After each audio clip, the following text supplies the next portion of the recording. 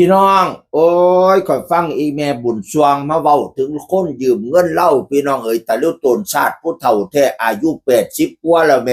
คนมายืมเงินเล่าตั้งแต่สมัยอีพอเลิ่นยังอยู่พวกหมอลำบุญสวงเด่นดวงภริยาของคุณแม่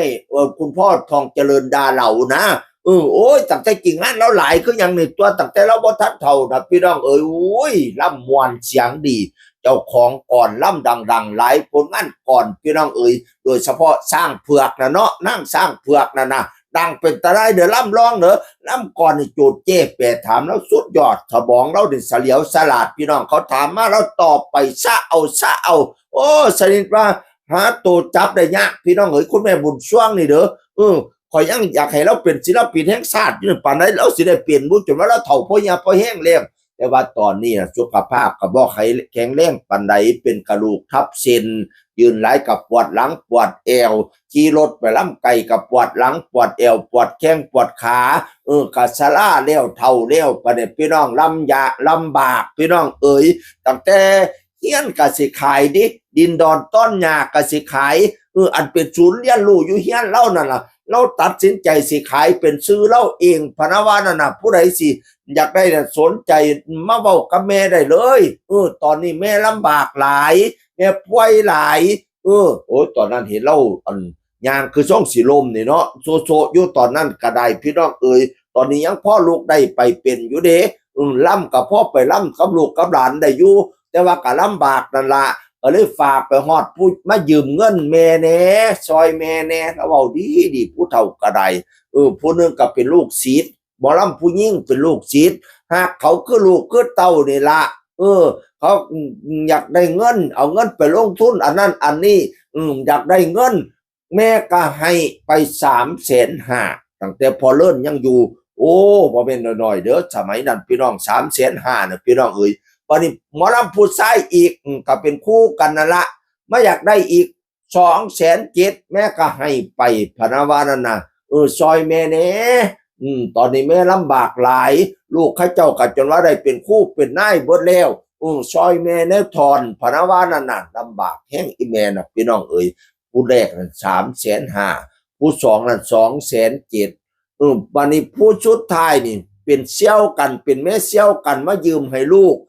สิเอาไปขายเสื้อผ้ามือสองว่าได้ดีได้มื้อละ700 800มาเอากับเราอยากได้กับเราบ่เอาโดนดอกเจ้า2 เดือนพะนะว่านั่นน่ะ250,000แล้วก็ให้ไปพี่น้องเอ้ยเขากันดีอยู่ผู้นี้น่ะก็ได้ให้ดอกมาอยู่พะนะว่านั่นน่ะแต่บ่ทันใด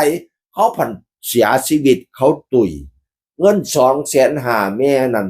ผู้ใดสิรับผิดชอบบัดนี้ผัวเขาก็ไปเอาเมียใหม่แล้วไปเอาเมียน้อยแล้วพะนะว่านั่นน่ะบัดนี้นี่มาเอากับแม่เสี่ยวนี่เป็นเสี่ยวกันพาลูกมายืมพะนะว่าน่ะลูกก็เสียชีวิตไปแล้วว่าจังได๋แม่เสี่ยวเจ้าบ่รู้ตนข่อยบ่เจ้าบ่ซอยข่อยบ่ซั่นแล้วก็เว้าดีแม่ก็ได้พี่น้องเราเฒ่าหลายแล้วโอ้แต่ลิตนเนาะเอ็นดูเขาเอ็นเล่าขาดลูกศิษย์2 คนนั่นก็ฮักคือลูกคือเต้าเขาอยากได้เขาอยากไปลงทุนลงห้อนก็เอาให้เขาพี่น้องเอ่ยตอนแรกมัน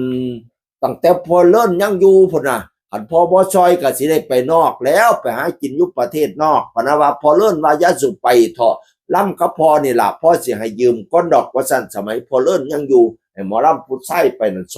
270,000โอ้ยหมอลำไม่ยิ่งลูกศิษย์นั่น350,000ผู้เป็นลูกของเสี่ยวอีก250,000เหยียบล้านเด้สมัยแต่กี้เงินล้านมันบ่แม่นน้อยๆเด้พี่น้องมันหลายปีผ่านมาแล้วโดยเฉพาะ2 คนแรกลูกศิษย์ลูกหาแม่นั่นบ่ว่าสิเอาดอกเอาดวงอีหยังเลยมาซอยแม่แน่บ่ได้ว่าสิเอา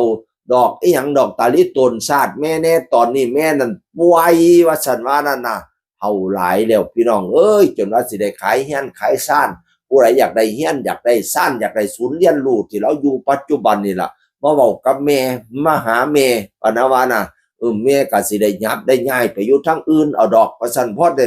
ซื้อที่ไม่ได้ปลูกผักปลูกหญ้า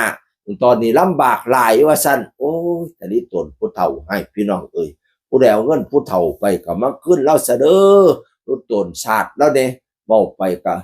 โอ้จนข่อยสิน้ำตาไหลนำข่อยละอยากให้เราเป็นศิลปินแห่งชาติให้เราเก่งนี่พี่น้องเสียงดีรับโจทย์แก้แปดถามนี่สุดยอดพี่น้องเอ้ยโอ้โต